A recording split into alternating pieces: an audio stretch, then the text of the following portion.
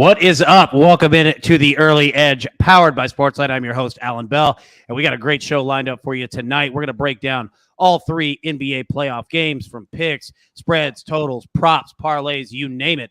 And I'll tell you what, we won't waste any time. Let's bring in the stars of the show. Gentlemen, M Squared live from Nashville, Tennessee. How we doing, buddy? Doing well. The countdown. I love the song. I know exactly when I can time it. We started the show. I ran off. I poured a glass of orange juice and returned in time for the camera on my face. I'm feeling good. That's a sign of good things tonight. Look, I love it, man. M Squared's already in playoff form, man. Got it timed down to the second. Prop stars, how we doing, my man? What's up, AB, Micah, Mikey? Great to see you guys. I'm excited. I thought it was an awesome opening weekend of NBA playoff action. I think tonight's got three great games. Can't wait to break them down. Yeah, it has been, man. It's been fantastic. Micah Roberts, good to have you in, buddy. How we doing? We're doing great. Triple header NBA, ready to go for this. Game 2. Is it a zigzag or not? We'll see. Yeah, we're going to see indeed. And we're going to break down all three games, get into our best bets. But what we are going to do, all right, we're going to play a game. And I told you to bring your best bets, everybody in the chat, to the show tonight. What we're going to do is, as we go through the show and we put up questions on the screen, we are going to vote on what is the best bet in the chat. All right, so we're going to ride that one as well. And whoever's it is, I'm going to send you a SportsLine t-shirt courtesy of all of us. So get those best bets in, drop them in, drop your questions throughout the show, and we will put those on the screen, and we will vote and get it going and select a winner. Okay, so let's go ahead and get into our best bets for tonight. And let me bring this up here on the screen. There we go. All right, M Squared, I'll start with you, man. You got two plays. What do you got? Two plays. Yeah, one of them's a money line parlay, 76ers and Warriors, running it back. We'll see if we get the zigzag. I'm hoping that we don't in these first two games here. I like them both to come in on the money line, minus 128. I've played it at 128 and 126.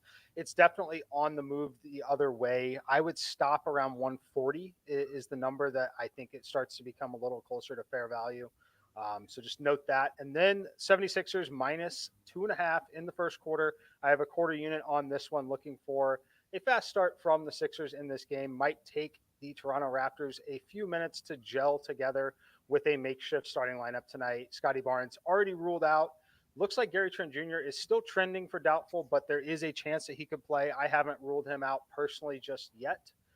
But there is a chance that we're talking down two starters and could see some situations that they're not quite comfortable with early in this game. So I've got the Sixers quarter unit on the first quarter.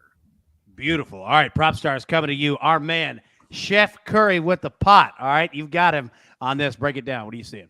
Yeah, I think Chef is cooking tonight. I was encouraged by what I saw in game one. Only played, I believe, 21 minutes. Warriors really didn't need him. Had that game in hand pretty much throughout. Came off the bench. He's projected to start tonight. I have him projected upwards of 30 minutes. I think that's all he's going to need when we're talking about a number this low, 28.5 PRA. I think he could get there in points alone if he were to get hot. Looked really good versus Denver all season. I believe he's cleared this dating back. You have to go back to 2019 since he had a game where he had less than combined 28.5 PRA versus Denver. I think this is a good spot. I actually think the emergence of Jordan Poole simply just helps open up the court even more. I think we're going to see some of the Warriors' death lineup with Draymond running the 5 and Poole, Wiggins, Clay, and Curry. I just think this number is too low. I'll take the discount. I see him playing upwards of 30 minutes and starting. There we go. All right, Michael Roberts, throwing it to you. You got four nice plays for us. What do you got, buddy?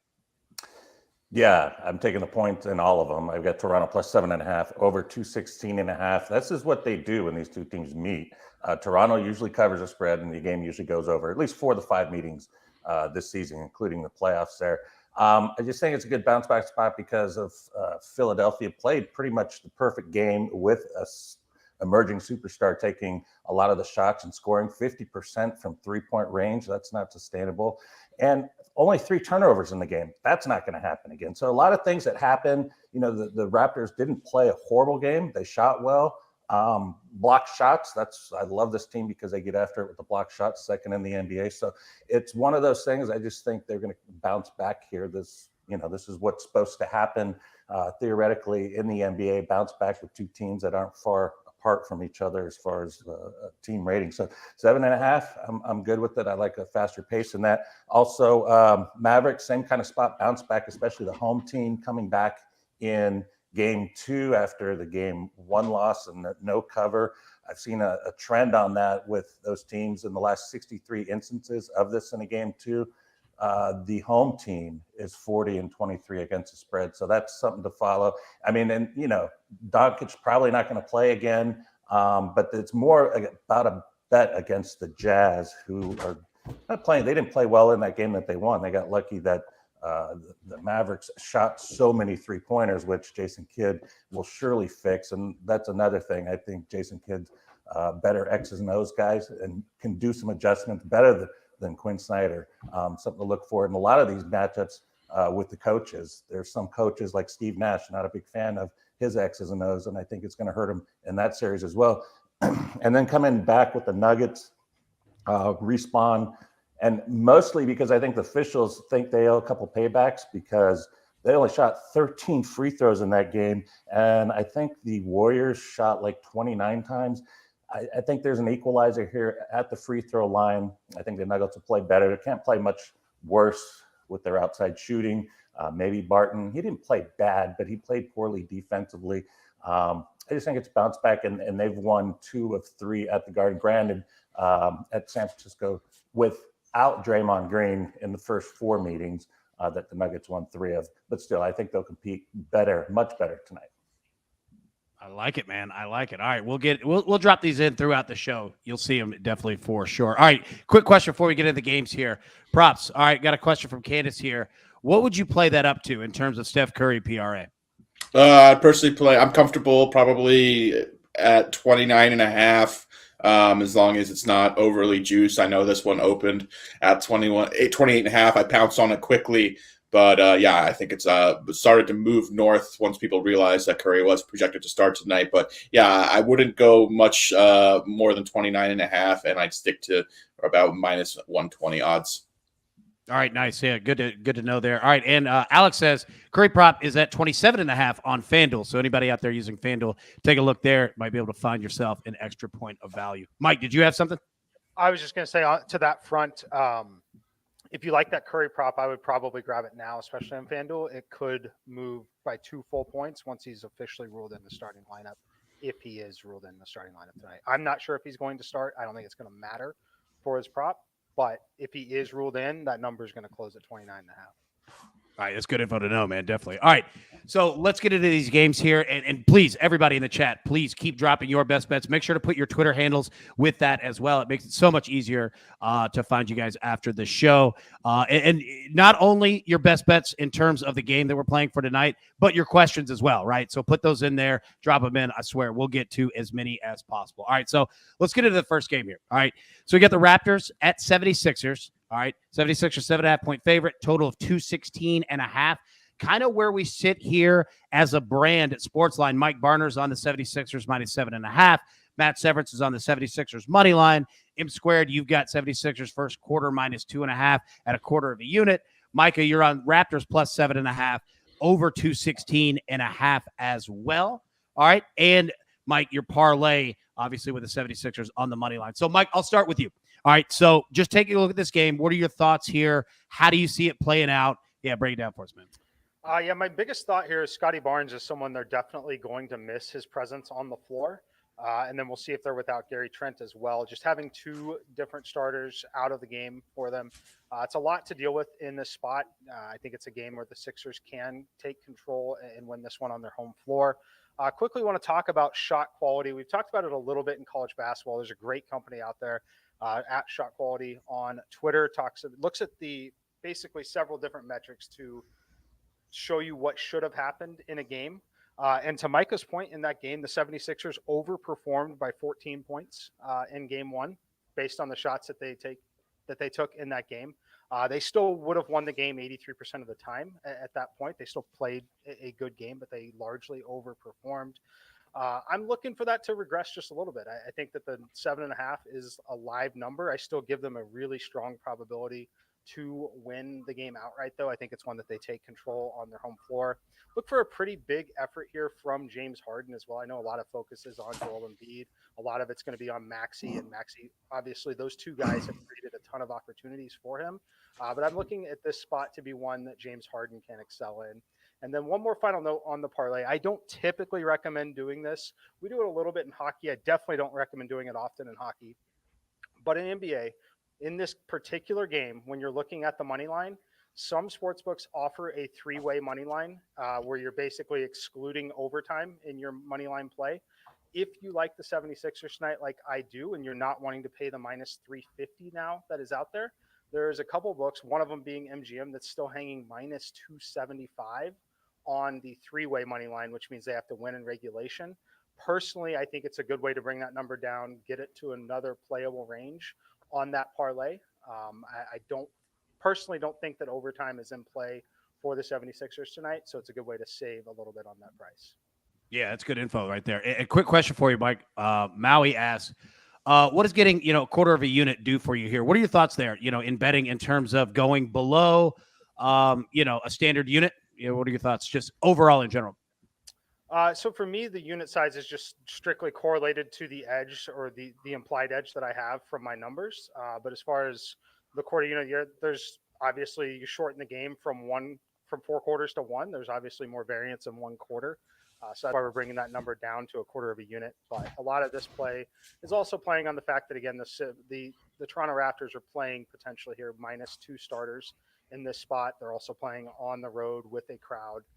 We're looking for the 76ers to win that quarter and the Raptors to rally and figure things out later in the game and bring it back within a few points there. But what does getting a quarter unit do there for you? If you win, you win a quarter unit. And if you lose, you lose a quarter unit. So, I don't. Other than that, I'm not sure how to handle that question.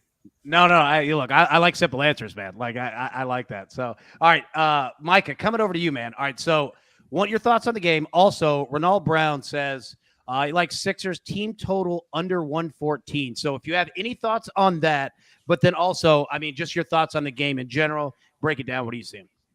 Yeah, I would take the under on that, but I like the Raptors to come back and play well, compete for the win, let alone cover the spread. The Sixers, they're playing great down the stretch, but they just, there's something missing, whether they have the turnovers or taking bad shots or whatever. It's a team that just can't get it together and create some momentum. And, this is one of those games. They should respond here, but do they fall back? And, possibly missing a starter is going to be tough for the Raptors, but I like Sycam inside. I like Fred VanVleet leading the way. Those two guys, I expect them to excel. Maybe over prop stars. You can help me on something you've seen out there, but I think VanVleet's going to lead the way. And Sycam, what's his blocks? This guy's going to have 4 blocks at least in this game, I think. So just some of those things, I think the momentum of the Sixers, they just haven't been able to sustain. They closed out the regular season 3-5 ATS, or at least their last 8 games, 3-5 ATS. So this is a lot of points to me in a rivalry, and where, quite frankly, most of the games this season, other than this last playoff game, Nick Nurse has outcoached Doc Rivers. So I look for that to continue here, making the adjustments from game 1 and making it better. How do you stop Maxey? Well, he's not going to do this again, is he? I don't think so. James Harden, maybe he wants this. He's pretty comfortable in his role as distributing the ball. But, he's not the same James Harden from the Rockets days. And he didn't win many big games there as well. So I'm not putting the load on him. This is Embiid still. He's got to carry the team, and I think he knows that. And he'll perform much better than he did in the first game when he was 5 of 15 shooting. All right, so speaking of Harden, Embiid, and how the points and assists and everything is distributed tonight, props coming to you, man. Your thoughts on the game, obviously, right? But I also hit you with Anna B. James Harden over 10.5 assists, Tobias Harris over 1.5 3-pointers made. Your thoughts on either of those, plus thoughts on the game as a whole? Yeah, the Harris 3-pointers one is intriguing. He's gotten a lot of open looks as a result of Harden entering the lineup. Initially, they were kind of struggling to gel. They were kind of working in the same space together a lot. and we saw Tobias just sort of be the odd man out in Philadelphia's offense. But I think he's adjusted. He's kind of planted himself in the corner threes, and he's been very efficient shooting from there. I believe he had either 3 or 4 threes in game 1, shot like 4 or 5. He's had at least 2 threes, I want to say, in 6 of the previous 8 games, which again, I really attribute to James Harden and Harris making that adjustment. So I don't mind that prop at all, actually. I took a look at it. It opened, I want to say, around minus 130, which was a bit too juiced for me. So it was a pass, but if the numbers come down a little bit, I haven't checked it recently, I've got no problem with it. As far as Harden's assists are concerned, I think 10.5 is a solid number. I do expect the Raptors to try and force James Harden to shoot a bit more, the way they sort of blitz Embiid and like to double him. Nick Nurse has been one of the most successful coaches guarding or schematically coming up with ways to slow Embiid down. We saw that in game 1 where he had, I believe, his the lowest points he's had when he's played at least 38 minutes in a game. So yeah, Embiid has his lowest average against any other team in the NBA is against his Toronto Raptors, and that is not an anomaly. That is by design. I attribute a lot of that to Nick Nurse. As far as this game is concerned, it's very fascinating. I'm glad Micah brought up Fred VanVleet. I'm very high on Fred VanVleet tonight. I do think the usage is going to skyrocket. He played 36 minutes in game 1, ended up fouling out. He's not a guy that typically gets into foul trouble, being that he's a point guard. I do anticipate him playing upwards of 42, even 44 minutes tonight, which is huge. Obviously, if there's no Scotty Barnes, who's already been ruled out, if Gary Trent doesn't play, the usage is going to just increase significantly. I give out a weekly column, which came out today for SportsLine. I was on his points and assists. That was at 26.5. It's now settled around 28.5. Unfortunately, I would avoid it at that number. But yeah, I think Fred VanVleet is set up to have a very nice game. I think his 20.5 points prop also has some nice value. But yeah, I do expect the ball in his hands a ton tonight. All right, so speaking of Fred VanVleet, all right, our man, all right, Mad Max in the Thunderdome has cooked himself up a nice little plus 2,300 parlay on Fred VanVleet. He's got him at 5 or more three-pointers, parlayed with 35 points or more. Obviously, it's plus 2,300 for a reason. But what are your thoughts there? Because you just, broke down Fred VanVleet, and I think we all expect, him to have a ton of usage and or minutes tonight. And Micah, feel free to jump in just on your thoughts in regards to VanVleet tonight. Yeah, I like that quite a bit. I believe VanVleet, I think, had the second most threes in the NBA this season. Just absolutely lethal shooter from behind the arc.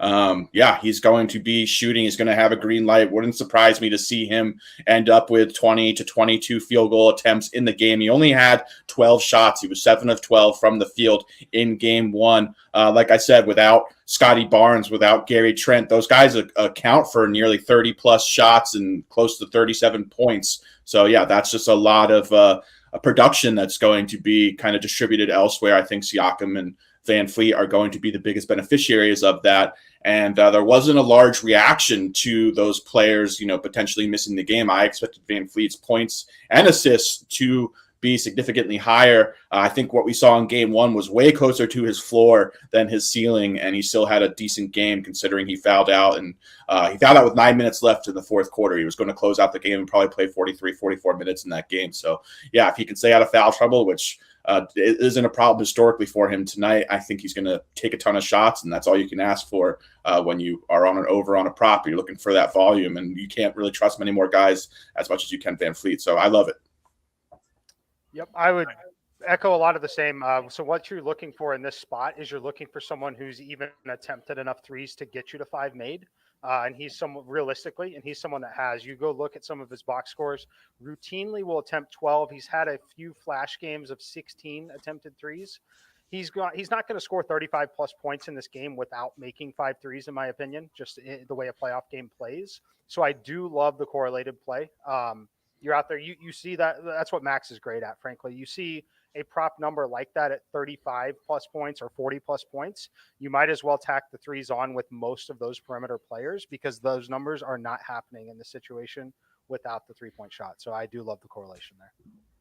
Yep, you're exactly right. Like, if he's going to get 35 or more points, he's hitting threes, right? Like, he's going to be hitting threes tonight. So I'm with you on that. All right, I'm going to drop in right here some of the best bets that we've already seen from the chat. So what we have to do in the chat, we've got to figure this out in the next 15, 20 minutes or so that we all know exactly what it is and we can all play it together as well. So as we go through them, drop in, say who's you like, what the bet is, so we can kind of get, an informal poll. And Mike, props, when I go through these, kind of quickly, if you like any of them, say it. Like, yeah, I like that. So a couple that we have here. We got James Harden over 10.5 assists. Over. Tobias, you like that? All right. I like Tobias over, Harris yeah. over 15. I think he's found his comfort zone as being like, well, I came in, I was struggling shooting. Coach said I needed to do more, and he found his spot. His spot is handling the ball, distributing, and making the offense run. And you've seen the overs. I mean, they've been a really good over team recently as they've gotten more comfortable with that whole routine. But he's doing his job. So, yeah, I could see over. Yeah, I just real quick just to add on that, I think Mike is spot on as far as Harden. He's not the same player he is in Houston, especially in the scoring department. Probably lost a step from when he was, the league's elite scorer or one of the league's elite scorers. But as far as his playmaking is concerned, he's still an extremely, extremely good playmaker. One of the best passers, has just incredible vision, and obviously an arsenal of weapons when you have guys like Tobias Harris, Joel Embiid, and now Maxey, who's asserted himself as, potentially a star in the making. So, yeah, just a bevy of weapons there. I think the assist total, will be the focus. And, yeah, it will not surprise me whatsoever to see him cash that prop. Nice. All right. Anna coming through strong right out of the gate. I like it. All right. We got Tobias Harris over 15.5 points here. We've got Bogdanovich over 25.5 PRA. We have Tyrese Maxey over 18.5 points. We have Ash Meyer from Cape Town, South Africa, 1 a.m. Let's go, Ash, my man. So happy to have you here. Thank you so much on that. All right, a couple. We need some unders, here. AB. Let's get some unders, chat. Come on, give us some good unders. They're all over. Like we got some very inflated, large lines. Let's see some unders tonight. That's where we go, guys, with the Maxey. I mean, does he drop, well below 50% of what he scored in the last game? Is he going to try to go? Or are they going to say, hey, spread it around, get other people involved, let's get Embiid more involved? Or are they going to say, you know what, you had the advantage the last game, you had open shots, you made them, and let's ride with you again. Let's see what you got. And I don't know the answer to that, but I would probably lean to over on 18.5. All right. There we go. All right, another Gobert under 30.5 PRA. I love this bet. 9-3 to this under 30.5 in his playoff career. Okay, there we go. I like that one a lot. You like that one? Okay, nice. Like All right, we'll keep going through these throughout the show. Let's get into the next game here of what we have. 8:30 p.m. Eastern. We've got the Jazz 5-point favorites at the Dallas Mavericks. A total of 206.5 on that one. So where we sit here, Michael Roberts, you're on the Mavericks +5. Yep. Coach from the morning show, he's on the Jazz Mavericks over 206. Yep. And that's all we've got. So, Micah, I'll throw it to you first, man. What are your thoughts here on this game? I just don't like the Jazz at all. I think they played lazy in the last game and got lucky with the win because the Mavericks, they shot so many threes. And what's so funny about this, Jason Kidd came into the season, and the first thing he did was piss everybody off by saying, you guys shoot way too many threes last year. We're cutting that down. We're changing the entire offensive scheme, and it'll work. Just give it time. Go with it. Go with the flow. Buy in a little bit. They struggled at first with it, but then you started to see the flows, the unders, number one under team in the NBA. This total's down. They were winning. It all went together. So everybody's happy. Now Luka Doncic is probably not going to play in this game, and that's too bad. But the system is working, and it's working well for the Mavericks in that spot. But I'll say in the last couple weeks of the season, the regular season, they flipped the switch and said, all right, now you go fast. You do it how you want it. And there was kind of a mix of that in the first game where they wanted to go fast, but they didn't. And then they tried the shots, and they got completely out of this game plan that Jason Kidd had set for them. And maybe it was because Doncic was out and there was no one to control the ball and set the pace. But that's something that I'm looking at here. I'm looking for the Mavericks to bounce back and play their game, less 3-point shots attempts, more buckets, drives to the basket. Dinwiddie, I love him. Colorado's my man. I I think he's going to have a big game as well with Brunson, both those guys leading the way. And and I did bet the over. I didn't put it here as an official play. I'm stubborn like that. I lost on that one, and I'm watching this game. I'm like, maybe they'll go to overtime. Then I can maybe get over. And, it went down to 209 to 206.5, and I have to bet it. I'm stubborn that way. I'm back on it and let you know, even that I put it as official play. But, yeah, I think it's going to be a higher scoring game than 206.5. Well, let me say this, Micah. I like and respect your stubbornness because I'm the same way, right? So when we saw the first 4 play-in games all go under, right? Yeah. We're looking at like the site plays, putting it together, for the next morning's show. And I was like, dude, we're going overs. Like, it's not going to be 6-0 to the under. Nope. 6-0 to the under. Like, it just blasted me right there. But I'm with you, man. Like, sometimes you look at it, you're like, you know what? I got to go with it. I got to go with my head. I got to go with my heart. And back to the Jazz playing so horrible on the road. I mean, this team can't get anything going. 2-8 ATS their last 10 road games before that win the other day. The thing that stuck out to me is this team, they had such a huge rebounding edge. They probably should have won by 20 just based on that alone. But what it was, the steals, they only had 3 steals and they had 14 turnovers. The Mavericks had 8 steals and only 7 turnovers. Those things matter to me, and especially at home coming back. I think they play another lazy game like that. The Jazz are going to be in trouble to lose outright. The Miami Hurricanes basketball team looks at 3 steals saying, we'll have that before the tip. Like, we're not even worried about that. That's funny. All right, prop stars. All right, what are your thoughts here, man? Jazz, Mavericks, what do you like? Side, total, some props, opportunities, anything, man. What do you see out of this game? Yeah, this is an interesting game, a very interesting matchup. I think that Dallas is super live here. I think they believe they can win. They also played roughly, I want to say, 18 games without Luka this season, and they were pretty good. I don't know their exact record, but I know it was above 500. I agree. Dinwiddie and Jalen Brunson both looked very good. Both had 20-plus point games. Looked very comfortable in there. This Jazz team believes they can win, they can hang. And as far as Utah is concerned, they just continue to struggle in a myriad of ways. Donovan Mitchell, I believe, was 9 of 24 from the field, continues to be extremely inefficient. Outside of Bogdanovich, there is just not a reliable third scorer on the team. Conley looks a step slow. He's not the same point guard that he was. And then off the bench, Jordan Clarkson only scored 10 points and just had some efficiency problems himself. So, yeah, it would not surprise me whatsoever to see Dallas stealing a win here. As far as props are concerned, I'm once again fading Dwight Powell. This number came down. We got it at, I believe, 21.5 PRA, opened at 18.5. I've seen it as low as 16.5.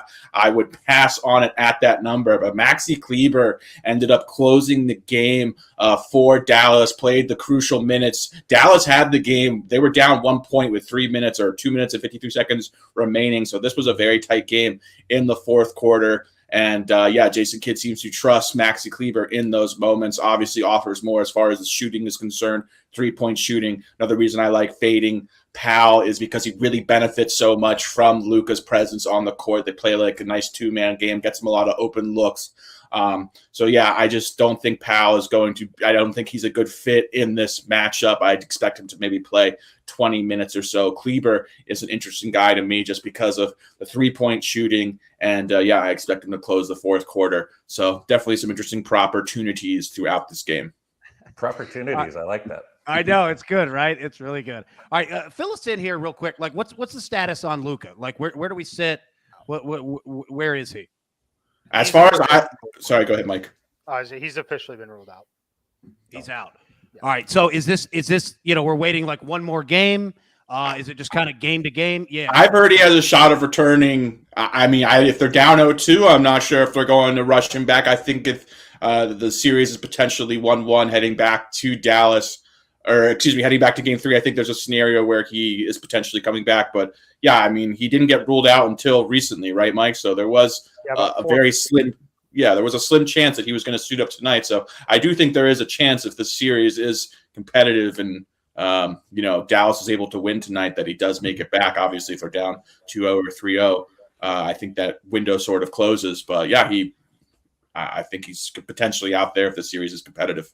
Gotcha. Yeah, it makes total sense. All right, M Square, throw it to you, man. Your thoughts on the game, spread, total, props, anything, man. What do you got? Yeah, so I like that. Micah kind of mentioned that the Jazz were pretty lucky to escape with a win there. The data definitely suggests that that's true. So again, looking at the shot quality from that game, Dallas wins the game 83% of the time in that last game. They underperformed by over 15 points in that game. And a lot of it was on Jalen Brunson, who I've got my eyes on again tonight. He personally underperformed his expectation based on the shots that he took by 9 full points. Not something you see often from one individual player like that. Definitely someone to keep an eye on. The Jazz overperformed by about 3 points at the free throw line, but definitely was a very, very competitive game. And again, the wrong team ended up winning that game outright based on the shots that were taken in the game. So I expect a really good effort from the Dallas Mavericks in this spot. I think they're very live to win tonight. If you agree that they are going to win tonight, I would potentially look at grabbing them on the series line now ahead of this game. Because if they do win even the series 1-1, I think there's an incredibly high chance that Luka does return at some point in the series at that point. Once you're guaranteeing that you're seeing a 5th game in the series, he's going to be back at some point. So I like the value on grabbing them on the series price right now as well. As far as the total, that one's where I'm really, really stuck. My simulations made it 211 in the last game. I've got it down to 209 right now. It's a slight lean on the over at the same time. Based on the expected shots, it came in right at 207. I think that it's incredibly fragile depending on the pace of play and some of the turnovers early. I personally am waiting to play this one live. This will be a spot where if we do see the live 195s, 194s that we saw last year, then I will become interested in taking the over live at that point. So I'm off of it to start the game. Very interested during the middle of the game on these live overs. Yeah, make sure to pay attention to Mike's Twitter there, in regards to playing live, what he's looking at, what his thoughts are. All right, guys, I'm going to go through some questions here in the chat. Now, we've got a lot of them. And, dude, again, I always say the early edge crew, the chat, you guys are the best in the game. Literally, like I've seen a lot of other shows. It's boring in the chat. Nobody talks. Nobody asks any questions. We actually have the opposite problem where there's so many questions that it's hard to get to all of them. So what I want to do is I'm going to put up 4 or 5 questions in a row. Okay. And you guys here, all right, feel free to jump in, take whichever one you want. Take more than one if you want. Like take as many as possible. But I'm just going to kind of read through 4 or 5. All right. And then jump in, take it, if you like it, if you want to fade it, either way, you get what I'm saying, right? So a couple of them here. Jalen Brunson, under 6.5 first quarter points. We got Mitchell, under 7.5 first quarter points. Over 99.5 first half points. Let's see. Yep. So we'll stop right there. Any thoughts on either of those 3 that you guys see? Also, feelings on Rudy Gobert, under 30.5 points, rebounds, and assists. Yeah, I think we both like, Alex and I at least like the Gobert under, or at least lean that way. But I wanted to break a little bit of news there. Gary Trent Jr. is starting for the Raptors. He was doubtful most of the day, then up to questionable. It looks like he's going to give it a go, dealing with what was considered a relatively serious situation. But he is active and starting for the Raptors tonight.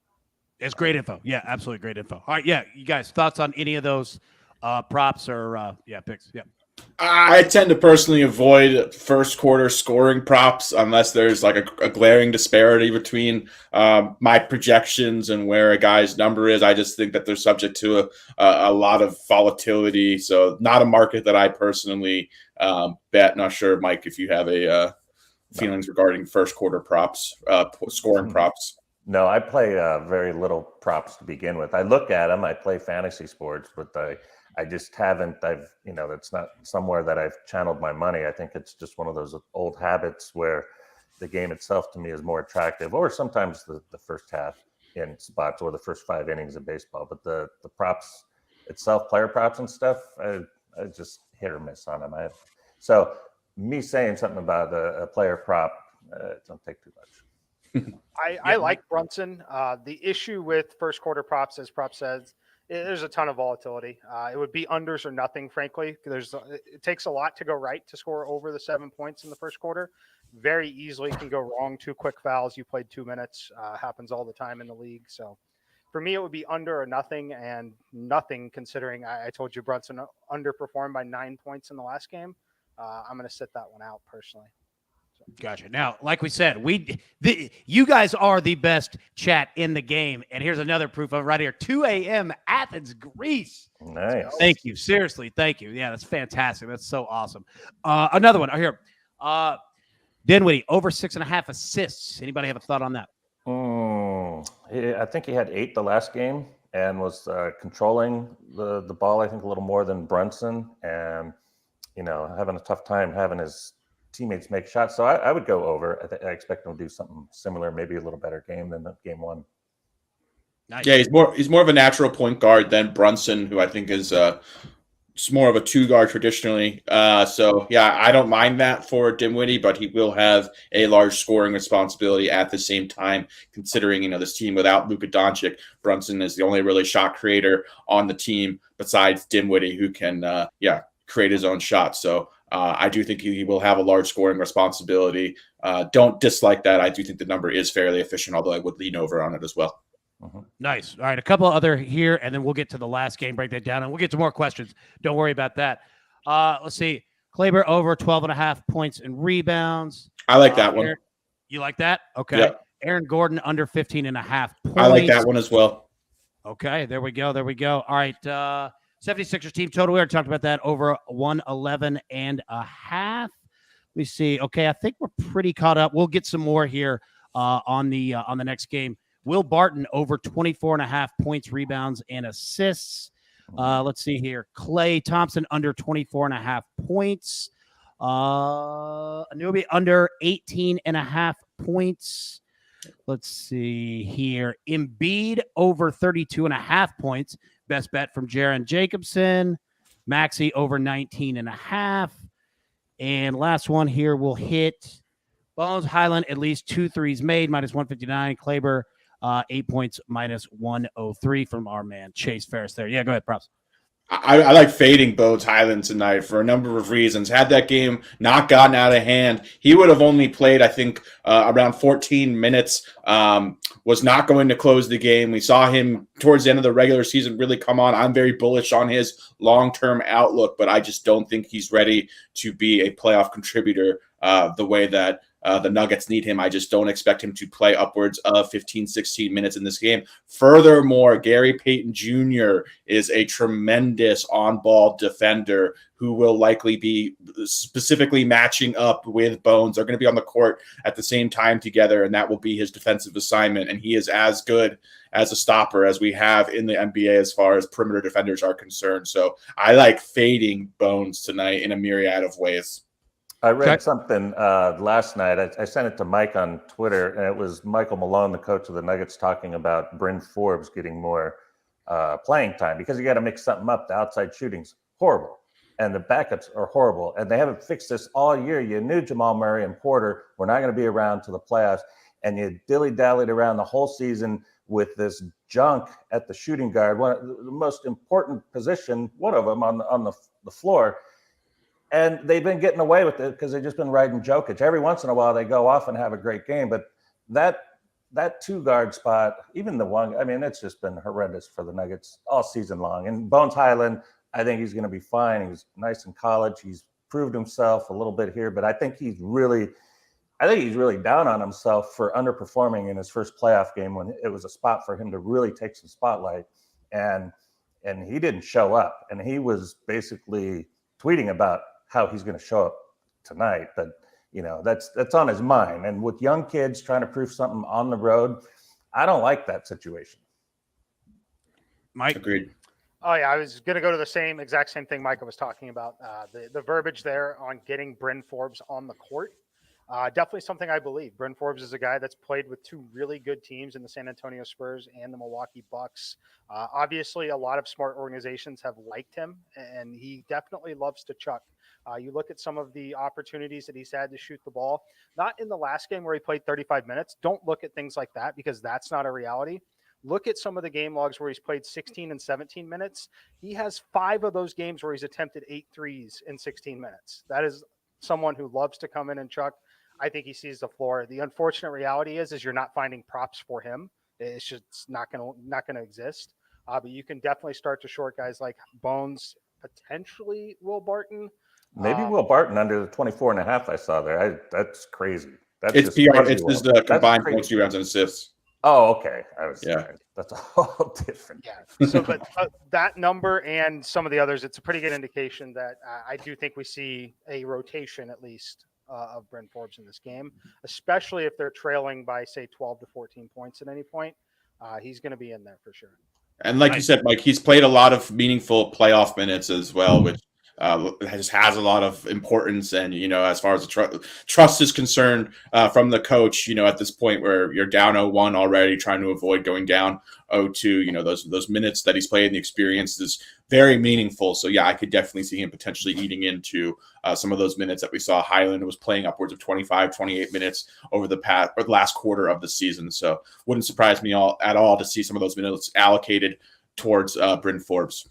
The other thing on that, Aaron Gordon, I don't know what happened to him. He just disappeared in the last game. And it's crazy because in the last 2 weeks, he's been really asserting himself and taking shots, making threes, really like a good player, like a good wingman for Jokic. And then to just not show up at all. I mean, he took a break on it was the worst possible time for the Nuggets when they need him, somebody to step up. And I think they thought Aaron Gordon getting into a groove in the last 2 weeks was a good sign moving into the playoffs.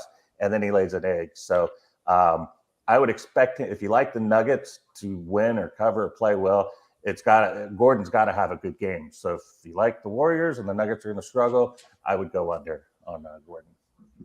It would be one of his faults, really. He's like, there's a lot on his shoulders and he's not performing. And, you struggle. Sometimes it just keeps going on. It's not one of those things you can get out or in your mind, work it out. It's just got to happen naturally. Yeah, I think Micah hit the nail on the head regarding Gordon. If the Nuggets are going to have a chance tonight, they are going to need offensive output from Aaron Gordon. Over the last month of the season, the guy has been phenomenal. He was averaging over 18 points a game, rebounding well, just playing really well, hitting threes like Micah mentioned as well. So, yeah, if you're going to contend with a team like the Warriors, who have so much offensive output, also a very good defensive team as well, they're going to need at least all we had was Will Barton basically and Jokic step up. There will need to be a third player for Denver that offers some offensive contributions, able to score 15 points, knock down a couple threes besides Will Barton and Jokic if they're going to have a chance. And that guy should be Aaron Gordon, or was Aaron Gordon over the last month of the season. So was surprising to see him just completely non-factor in that game. They will definitely need him to make a much larger presence if they're going to be competitive tonight. Well, I'll tell you what. Let's jump right into it. Let's break that game down. All right, so let me pull this up here on the screen. So last game, 10 p.m. Eastern, we got the Nuggets at the Warriors. Warriors, a 7-point favorite, a total of 221.5 props. Throw it right back to you, man. Go ahead. What are your thoughts here on this game? Real quick, who we're on as a show and as a brand tonight. Michael Roberts on Nuggets +7. Amir Tyree is on the Nuggets +7 as well. Props, you've got Steph Curry over 28.5 PRA. And Mike, you're on the 76ers money line and Warriors money line parlay. So that's where we're at as a brand, as a show. Props, what are your thoughts here, man? Yeah, I really like Curry tonight. We still don't know if he's starting tonight. Most reports have indicated that he is going to start. Even if he doesn't, I do anticipate him playing upwards of 30 minutes. Played 21 in game one. Warriors didn't really need him. That game was pretty much in hand from the get-go till the end. So, yeah, if the Nuggets are able to push them, I think this is a great spot for Curry, getting a massive discount on his points, rebounds, and assist line as well. So, yeah, I really like that play. If he gets announced as a starter, this is the one that's going to climb a couple points as well. As far as this game is concerned, kind of mentioned it earlier in my last take, Denver will need a third player, whether it's Aaron Gordon, Bones Highland, Bryn Forbes, just someone else besides Nikola Jokic and Will Barton, who did play pretty well in game one, to step up for them to be competitive. This Golden State team looked very solid to me, especially with that death lineup that we saw with Draymond at center, Andrew Wiggins, Jordan Poole, who has just emerged as a fantastic player, Klay Thompson, and Steph Curry.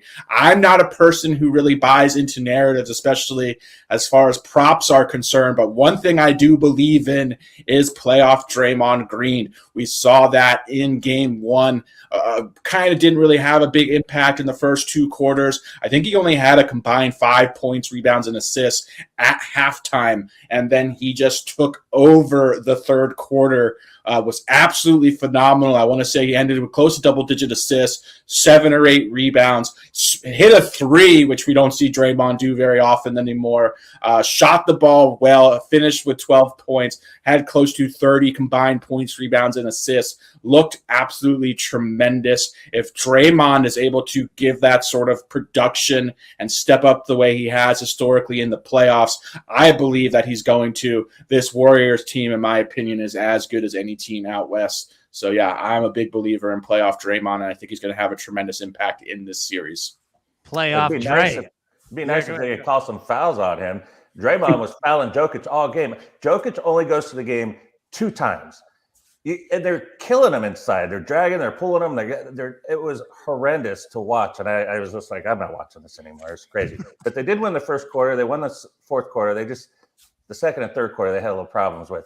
Hopefully they fix out. Monte Morris is my guy. I think he's going to be one of those guys that steps up and pitches in big time tonight for the Nuggets. And the foul thing, I think this is a huge thing because Malone was chirping about it all game, all after the game, how they didn't get any fouls. 13 times to the free throw line, 29 times for the Warriors. That's a huge disparity there. And I think that's made up tonight. A little couple ticky-tack towels given back to Jokic, get him on the line a little bit and keep the margin closer, maybe win the game. Nice. All right, everybody. All right, so really quickly, we have got to come up and choose a winner for the bet that we like. So get those in, drop those in the chat, which one you like it, because we're all going to ride the same one, right? So get those in. Fellas on here, think about it in terms of what you like. Before we do that, before you guys say, which ones you like, M Squared coming to you. Obviously, your thoughts on the game here. All right, you got the parlay on the money line. Also, if you have any thoughts as well, Wiggins under 24.5 PRA. Feel free to hit that one. If you don't have any thoughts, that's fine. Throw it to props or Micah, whoever. But yeah, what are you seeing, buddy? What do you like? I'll probably regret saying this, but out of all the games, this one is the most efficient on the line, in my opinion. I like Denver all year. I respect Jokic. I think he's incredible. I've got the game at 7-1. I had this game at 222. A lot of it was up to 224 initially. It's all settled in right in those spots. My only real comment I will make here, we've had a lot of questions over the weeks on these streams as you get to playoffs looking for people wanting to still bet triple-double props. There's one player I would bet a triple-double on in the playoffs, and it's not Nikola Jokic. It's Draymond Green. Draymond Green, I was looking at it this morning at plus 1,000. The market definitely agrees with me. It's moved down to plus 825 in some of the spots that I'm looking at. He is very live for a triple-double here. And, last game he got the 12 points. He didn't get there on rebounds or assists. He was very close. However, I think this is setting up as a great spot, especially if you get Steph Curry out on the floor for a few more minutes. That's where the assists are going to come in and potentially the rebounds when Steph does not make the 3. It's a great spot for Draymond Green. I'm not saying Jokic can't get the triple-double. Jokic is one area that he's falling short in this spot. Makes a lot of sense. He's not going to be assisting 12, 13 times in the game the way that he's currently trying to play. I will say for Denver to win, he does need to have a triple-double. He needs to assist on at least 10 shots for Denver to win. Otherwise, I think they're really, really going to be struggling. So keep that in mind when you're doing it. I think that both, this game we project to be competitive. I like the Draymond Green triple-double as a sprinkle, but overall I think the Warriors just a little bit too much. And like Alex says, he calls it the death lineup. I agree. I love that closing lineup. And just because we call it the death closing lineup, don't be surprised if we see it for more than just the final 6 minutes of the game. Dude, that's a great name for it. I love it there. All right, 2 quick questions here real quick. All right, so Ash asks, Golden State fourth quarter by 3+ points. All right, also Warriors first quarter by -1.5. Any thoughts that you guys have on either? Golden State opening the game, Golden State closing the game. I could see the first quarter, Nuggets winning the first quarter as they did the last game. I mean, they got to come out fired up and charge. So if they have a lazy first quarter, that's a bad sign for the rest of the game. So first quarter, yes, they got to show up. Nice. I would wait Mike, on that first quarter bet until you find out the starting lineup. If Steph Curry's not starting, coming off the bench and finishing the first quarter hard, I would be feeling pretty decent about the Warriors in the first quarter, just having him out there closing against that second unit of the Denver Nuggets. But I'd wait to see what kind of starting lineup you get. I'd also look to see I know he was gassed in the last game. There's a chance here. If I'm Malone, I actually would have Jokic playing all 12 minutes of the first quarter personally. Nice. All right. So we're going to put up our best bets here. All right. For all three. And before we get into it, guys, any thoughts, anything that you liked in terms of the props, the best bets that were dropped in the chat, anything that stuck out to you guys? I'd like to go Gobert fade. I think that number is inflated. I think this game is going to be paced down. Both of these teams are bottom 5 in pace and possessions per game. So I do think that is a extremely large number for Gobert like that. I also thought Maxi Kleber was a sharp look as far as he's concerned. I do anticipate him once again closing out the game, offer some nice 3-point shooting, and he probably will be, as crazy as it sounds, Dallas's best rebounder when he's on the floor. So yeah, I don't mind that one either. Yeah, those are probably Bones Highland under. What was that? Under 3-pointers? Yeah, I think it's 1.5 3-pointers. Then his points line is 10.5. So yeah, I like both the Bones' unders as well. Yeah. I think I feel like those, and then also, so we'll those two, and then let's put one more. James Harden over 10.5 assists. Oh yeah, and I had that one in there as well. So those three, the chat, those are the three to choose from right now. Drop in which one that you like. Put in your pick for those. We will choose one, and we're all going to write it. And I'll figure out, shirts and everything afterward and get those to the winner. And then trust me, on Twitter, we're going to have a little bit more of this game going on. Okay, so let me get the best bets up here on the screen because we are about 9 minutes away from the first game tipping off. So we got to go. M squared. All right, real quick, run through your two. What do you like? Yeah, 76ers money line, Warriors money line. Like them both to grab the second win of the series. We'll mention on the 76ers side, I think you can play the in regulation line, which will drop the number and get this closer to minus 110 on this parlay. And then I'm playing the 76ers in the first quarter as well, only for a quarter unit on this one. Not something I typically recommend. However, I do think they're going to miss Scotty Barnes. Very questionable about how healthy Gary Trent really is. We'll see how many minutes he's able to play in the first quarter of this game. But I like the Sixers to be winning by more than 2.5 points at the end of the first quarter. Okay. Prop stars, what do you got, buddy? Yeah, I've got Steph Curry over combined 28.5 points, rebounds, and assists. Most reports indicate that he is going to start tonight. I anticipate him starting. Even if he doesn't, I do expect him to play upwards of 30 minutes. I've seen some projections as high as 36 minutes. I think it'll likely come down to if Denver's able to make this game competitive. If he gets at least 30 minutes, I think this is just such a large discount compared to what his average number is. His average number usually settles in somewhere between 36.5 and 38.5 in a plus matchup. He's also had some great historical splits against Denver as well. 3 or 4 huge games this year. So yeah, I love Steph Curry tonight, especially if he's getting 30 plus minutes over 28.5 points, rebounds, and assists. Nice. All right, Micah, 1 second before we get to you. All right, we're going to go with the Rudy Gobert. That's the selection. So got to get the bag. Congratulations. Hit me with your Twitter handle in the chat. I'll get you taken care of. This is what the bet was. Rudy Gobert under 30.5 points, rebounds, and assists at minus 120. So that's what we're all writing for fun, all of us together. Okay, so that right there. All right, Micah, coming to you. Your 4 plays. What do you got, buddy? Yeah, I'm going Raptors plus 7.5. The over in that game is 216.5. I see it's up to 217.5 now. And the Mavericks plus 5 and the Nuggets plus 7. Dog Day Monday, guys. It definitely is. It definitely is. All right, so game's about a tip. We'll get out of here as we always do. You guys get 30 seconds, kind of what your thoughts are tonight, what your thoughts are tomorrow, this week, in terms of the NBA. Prop stars, I'll start with you, man. What do you got? Yeah, I'm looking forward to this Gobert fade as a group. Good luck to whoever recommended that play. I think it's great. And yeah, I'm just looking forward to hopefully a competitive night of hoops. I'm hoping my 76ers can pull off the win. And yeah, just going to be some great basketball. Love it. Micah? Yeah, can't wait for tomorrow to bet the Miami Heat against the hapless inside game of the Hawks. And I can't wait for the Memphis Grizzlies to just torch Minnesota by 20 tomorrow. There we go. M squared. Yeah, I mean, I'm looking forward to those tomorrow's games as well. But I'm really looking forward to this first game. See how the Raptors deal without having Scotty Barnes. See what they can do to slow down Tyrese Maxey. See if Maxey's going to shoot as well as he did in that last game. And then, of course, Nuggets Warriors. Love that West Coast series. Just absolutely so much fun to watch. Going to be a great night. It is going to be a great night. And look, let me say this.